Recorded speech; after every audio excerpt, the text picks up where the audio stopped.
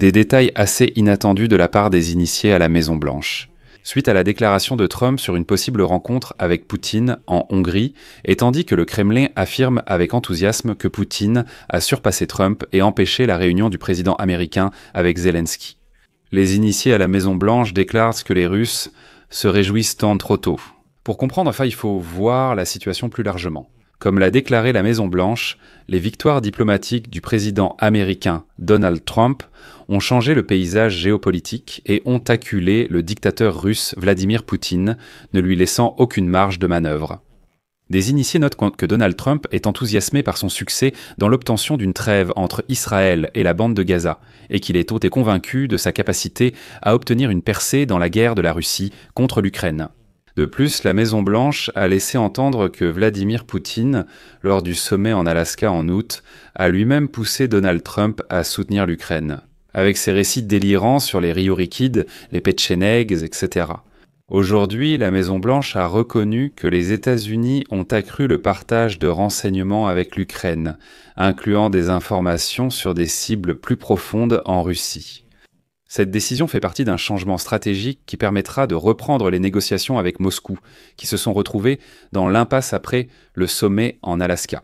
Et ils ont ajouté que toutes les récentes déclarations retentissantes de Trump visaient à pousser Poutine à appeler en premier, et Poutine l'a fait. Je m'appelle Alexei Petchi, aujourd'hui nous sommes le 17 octobre, discutons ensemble de ce sujet. Mais avant de commencer, je voudrais vous demander de vous abonner à cette chaîne, de mettre un like, d'écrire n'importe quel commentaire sous cette vidéo et de vous abonner à ma chaîne Telegram Petchi News. Le lien s'y trouve dans la description de cette vidéo. Et si vous souhaitez soutenir le travail de cette chaîne YouTube, vous pouvez le faire en faisant un don via les liens et les coordonnées dans la description de cette vidéo. C'est marqué. Soutenez la chaîne d'Alexei Petchi. Choisissez le format qui vous convient. Je vous serai reconnaissant pour votre soutien. Je commence cet épisode avec un titre du journal The Telegraph, qui écrit aujourd'hui de façon concise. Les victoires diplomatiques du président américain Donald Trump ont changé le paysage géopolitique et ont acculé le dirigeant russe Vladimir Poutine, ne lui laissant aucune marge de manœuvre. Et voici la suite. Des initiés notent que Trump est enthousiasmé par son succès dans l'obtention d'une trêve entre Israël et Gaza, et il est convaincu qu'il pourra obtenir une percée similaire dans la guerre de la Russie contre l'Ukraine. Et donc des initiés notent que les accords conclus au Moyen-Orient et à proximité immédiate de la Russie ont renforcé l'influence de Washington au détriment de celle de Poutine. En résumé, l'influence de Moscou a été remplacée par celle de Washington. Et Moscou a simplement été expulsé de là-bas à coups de chiffon mouillé.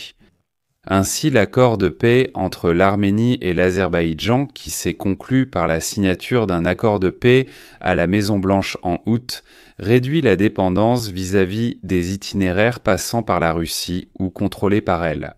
Et cela met fin à un conflit qui permettait à Moscou, à différents moments, de jouer sur les deux tableaux, d'un côté en fournissant des armes à une partie, de l'autre en déployant des forces de maintien de la paix. En somme, la Russie manipulait sans cesse le conflit du Haut-Karabakh, mais elle n'y a plus aucune influence aujourd'hui. De plus, remarquez comment, lors de leur dernière rencontre, Poutine s'est excusé auprès du président de l'Azerbaïdjan, Aliyev, pour l'avion azerbaïdjanais abattu. Il faut aussi observer dans quelle posture Poutine l'a fait. Dans l'ensemble, la position du Kremlin en tant qu'hégémon en Asie centrale s'affaiblit, et le Kremlin observe également l'affaiblissement de ses alliés au Moyen-Orient, sur fond de renforcement de la position de Trump.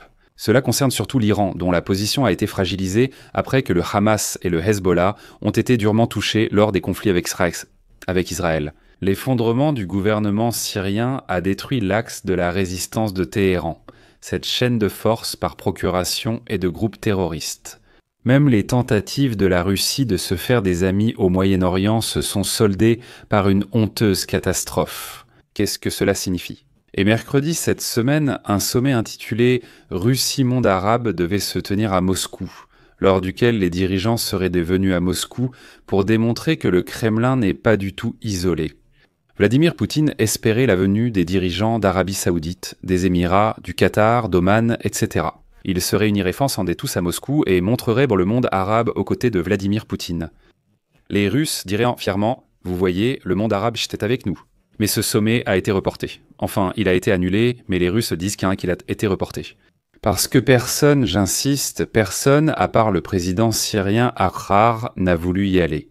Tous les dirigeants du monde arabe ont simplement dit que le sommet à Moscou avec les Russes malpropres, non merci, vraiment, non, non. C'est pourquoi l'effet cumulé des accords et des ententes signés au cours des 9 premiers mois de la présidence de Trump a conduit à une diminution des tensions et des troubles au Moyen-Orient, dont le Kremlin profite depuis des décennies. Résumons donc, Poutine a considérablement perdu de l'influence au Moyen-Orient et en Asie centrale. C'est pourquoi Poutine essaie désespérément de s'accrocher à l'Ukraine, et il espérait vraiment que Trump l'aiderait à garder le contrôle sur l'Ukraine. Soyons honnêtes, durant les premiers mois de la présidence de Trump, c'est ce qu'il tentait. Mais ensuite, Vladimir Poutine a tout gâché lui-même. Aujourd'hui, des sources à la Maison-Blanche ont indiqué que la rencontre entre le président américain Donald Trump et le dictateur russe Vladimir Poutine en Alaska promettait d'être une avancée majeure dans la régulation de la guerre menée par la Russie contre l'Ukraine. Au lieu de cela, le chef du Kremlin a catégoriquement rejeté toutes les propositions et a donné à Trump une longue leçon d'histoire.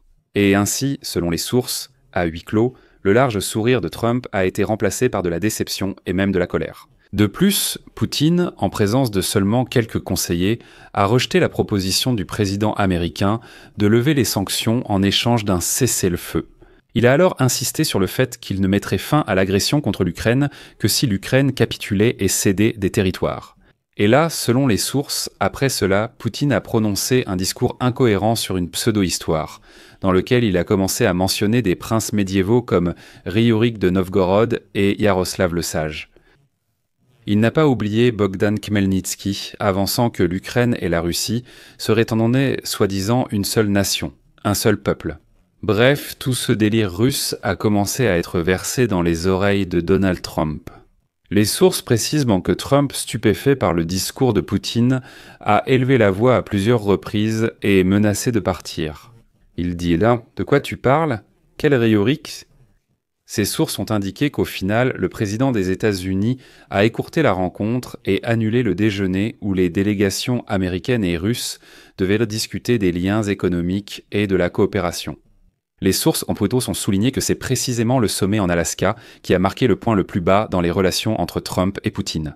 Et donc, les sources déclarent que c'est précisément le résultat de cette rencontre qui a provoqué un changement dans la position des États-Unis en faveur de l'Ukraine.